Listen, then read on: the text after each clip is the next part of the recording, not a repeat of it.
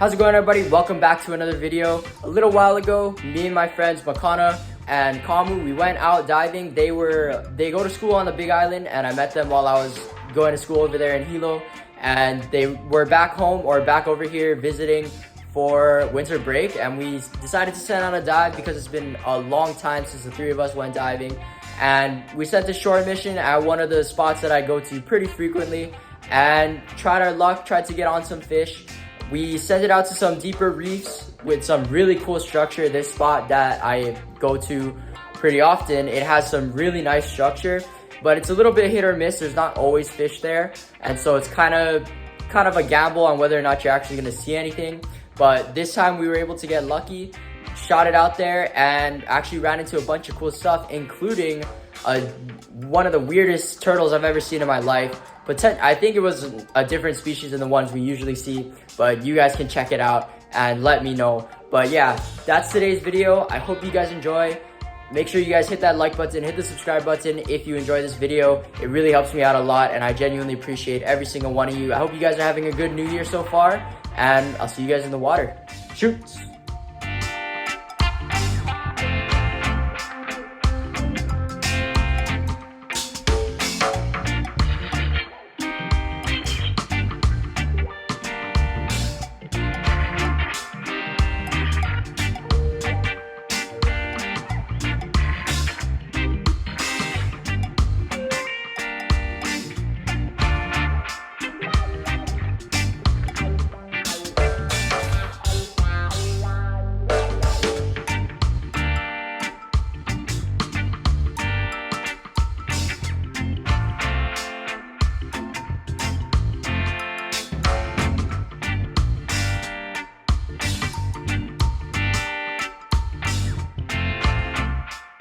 Alright guys, so first drop here, I saw a big school of moo hanging out kind of in the mid-water column as we were approaching the zone. This isn't exactly where we were going to be diving, but we were on our way out there and ran into this pile of moo. So decided to take a drop, take my chances, see if they would come in or not. So hit the bottom, look around, see if the moos are in front of me. Sure enough, they are. Put my eyes back down and immediately start dusting, scratching the reef, and just seeing if anything's gonna come in. Not just the moos, but you know, we're approaching the spot, so there should be some fish around. And as you can see, there's some pretty cool structure over there, some big rocks that come up off the bottom. But as I'm looking around and looking up, the moos are not giving me the time of day. After all of this scratching and dusting, they were still well out of range, and it didn't seem like they were going to be coming any closer. So at this point, I'm mostly just sitting on the bottom to see if anything else will come in, maybe some ukus or goats. But as I start going up, I look and there's a huge turtle. I mean, look at this thing. Look at his head. It was so fat and had this weird shape to it. And as I was coming up, I was thinking to myself, that's not a regular turtle. That's not, I mean, usually the turtles we see are the green sea turtles, right? We're all familiar with those. We see those ones all the time. But this one looks super different. So I think it's a different species, but I have no idea. If anybody in the comments can tell me what kind of turtle this is, because I think that there's no way that this is a green sea turtle. I mean, for one, it was huge. Its shell shape was a little bit different, and if you look at how fat his neck and head is. So if anybody in the comments can tell me if I'm right, if this actually is a different kind of turtle, or if this is just a really fat green sea turtle that we see all the time. And I'm sure you guys have choke videos or have seen choke green sea turtles. You'll probably see one on your next dive. You guys can do a comparison. Because this guy looks a little bit different, and he wasn't really the same color either. Like, if you check out, this isn't the best quality video, but this is a video of a turtle I have from a while ago. If you look, look at how small his head is, and also look, he got bit by a shark there. But look at how small his head is, the shape of his head, how skinny his neck is compared to his head. Like, there is something off about that other turtle if you go and rewind and compare it to this clip. I don't think that was a green sea turtle, but yeah, let me know if you guys know what kind of turtle that was. But anyway, moved on, got to the spot. A little bit deeper now. We're in about 65, close to 70 feet approximately. And the water was really clean, which was super nice. And I hit the bottom here, and immediately off to my left, I see this nice sized Moana cully. So I'm pretending not to be interested in him right now. I want him to come a little bit closer, and sure enough, he starts coming over the top of this rock right here. So I line up, take the shot, he comes right in range there. Gives me a good clean shot. I always love those short drops, especially as you start getting up in depth. The shorter you can be on the bottom, the better. Saves your energy for the future drops. But yeah, really nice sized Moana cully to start off the dive. And this was relatively early too. We had just gotten to the spot. Me, Makana, and Kamu, we each took a couple of drops. Moved out a little bit deeper. I took a drop.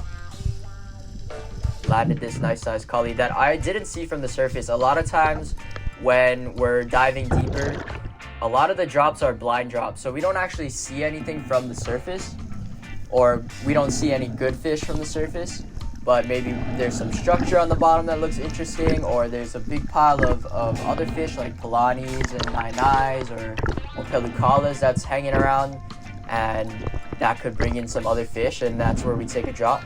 And not every time, unfortunately, but sometimes you'll get lucky and have something come in like this guy right here. Yeah, good size one, maybe like a 2.5 pounder. One of the prettiest fish on the reef too, especially after you bring them up to the surface. They look pretty nuts. They've got these really cool highlights on the edges of their fins.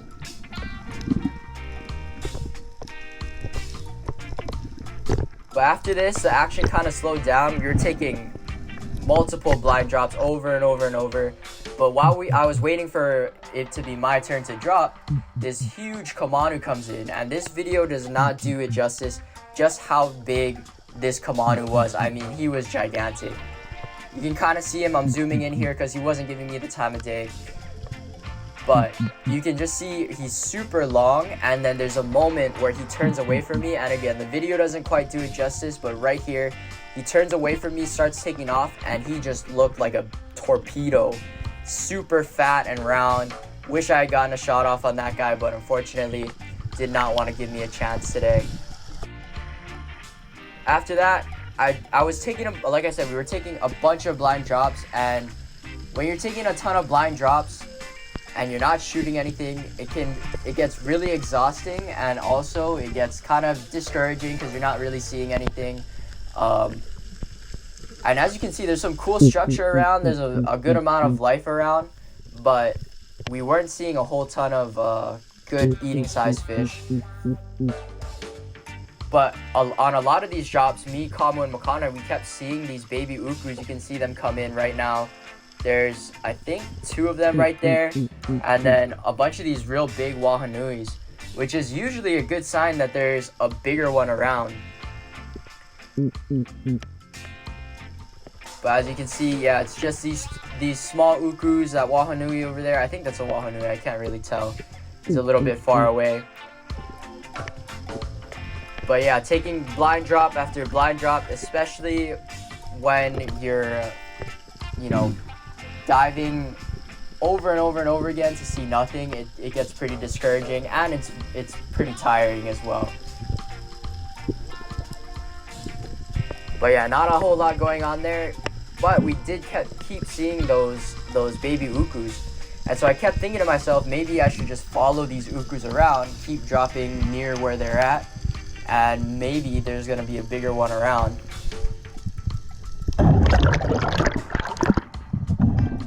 So I did just that. I take another drop near where I saw the 2 small ukus, and there's actually like 3 or 4 of them around. And I started making my way to the bottom here.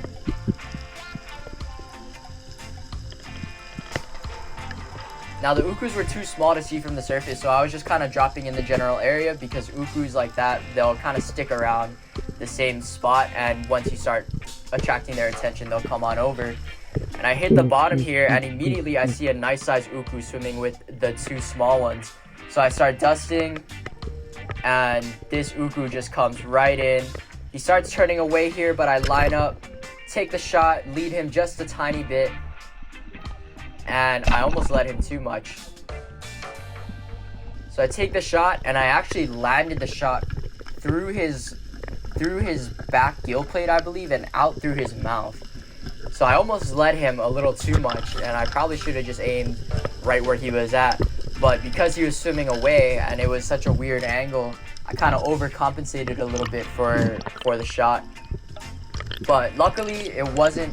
I caught enough of his gill plate and his mouth or whatever, enough bony parts to where it was a good holding shot. I was worried for a second, but on the way up, I could kind of see where my shot had landed, and I could tell that it wasn't going to be going anywhere.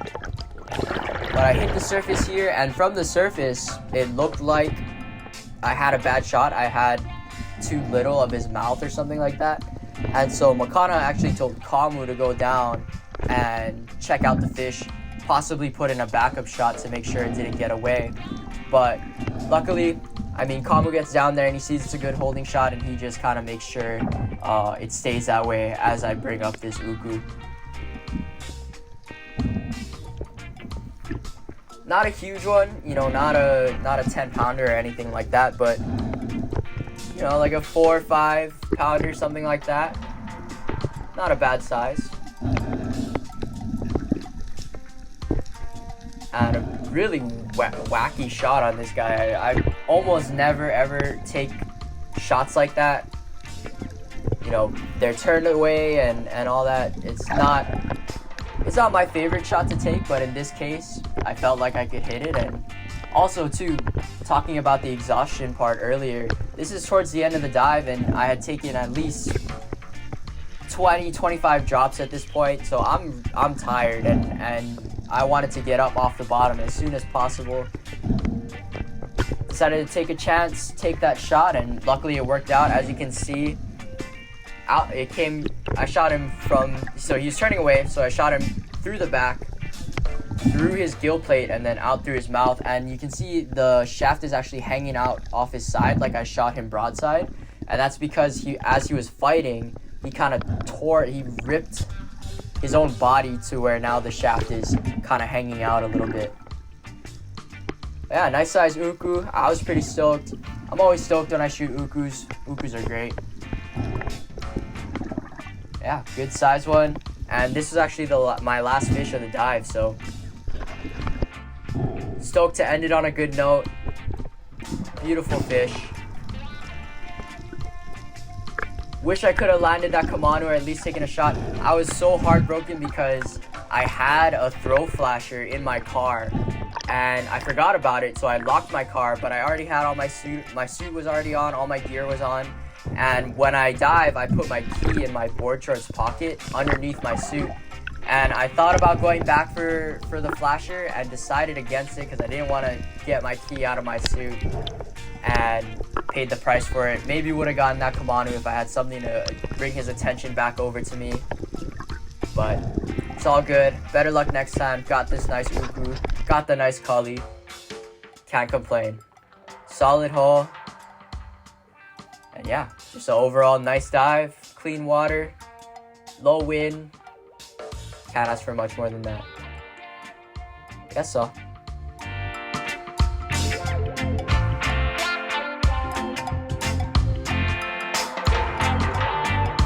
Hey guys, got the fish here.